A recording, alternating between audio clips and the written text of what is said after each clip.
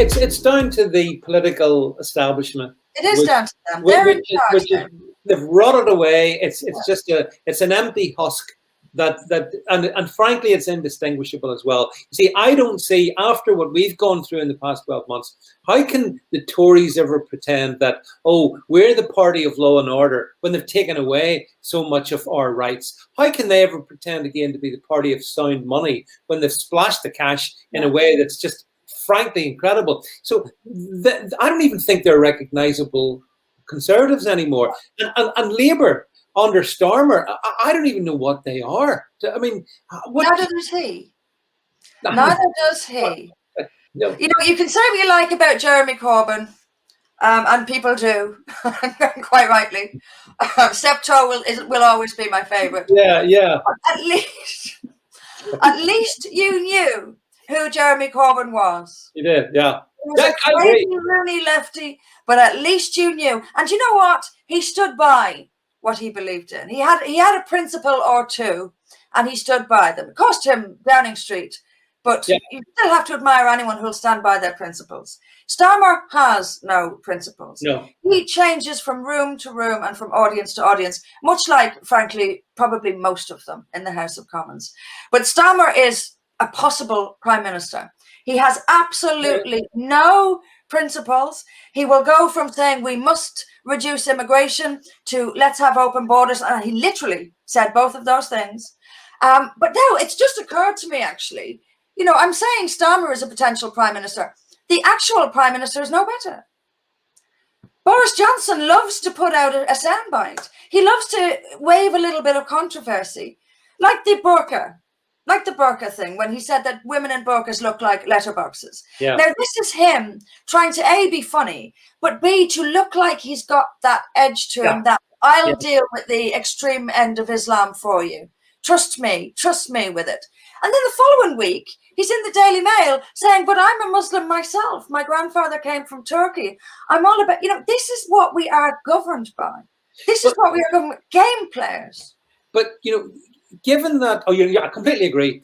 But, you know, one of the things as well that strikes me, Miriam, is that, here, you know, in the UK, there's a big British working class population still. There is. And okay, maybe they're not working at the moment, thanks to Boris keeping everybody informed. But there's that strata of ordinary, decent British people. And when I think of the likes of the Boris Johnsons, the Matt Hancocks, I don't think they make any connection. And then I look at Keir Starmer. And for example, I don't want to get into any particular election scenario, but I believe Eddie Izzard is seen, I may or may not, I'm not sure, as the sort of guy that would really make a connection in his pink beret and his makeup. With Miriam, I mean, it's just trying to understand the mindset that would even think that in the first place. Surely to goodness, that's not what ordinary Brits relate to.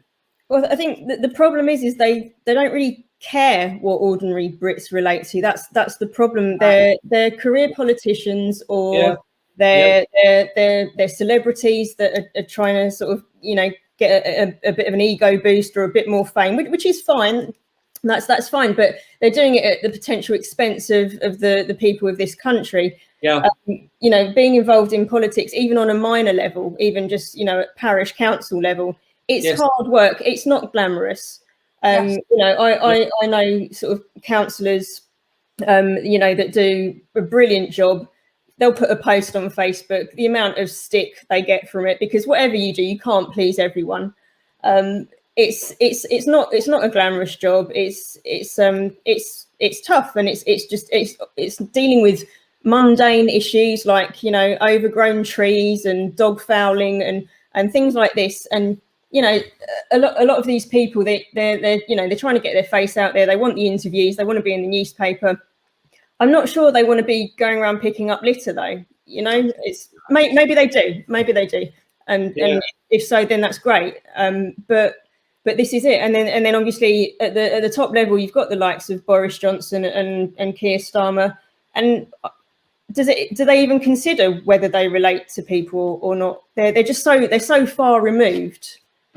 You know. They are. Yeah, that's absolutely right. And I just want to pick up on something Miriam said there. Absolutely spot on. People want to come into politics and get all the glamour and the fame.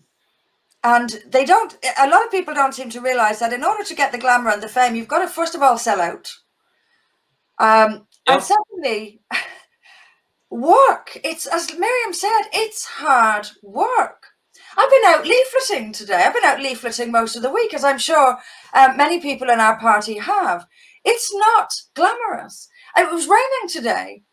Your leaflets get wet. You know, this is the sort of, and this is not glamorous. It's hard graft. And when a lot of people, I think, come into it, and when they see that it's not glamorous and hard graft, think, oh well, I thought I'd be in the Newsnight studios by now. Yeah. To my mind, to get into the Newsnight studios, you've got to sell out the people, because the press sold out the people long ago, and they're not going to bring you in unless it's to ridicule you or try to humiliate you. But if your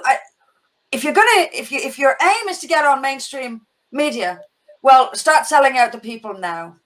But really standing for the people is hard work, and it's graft.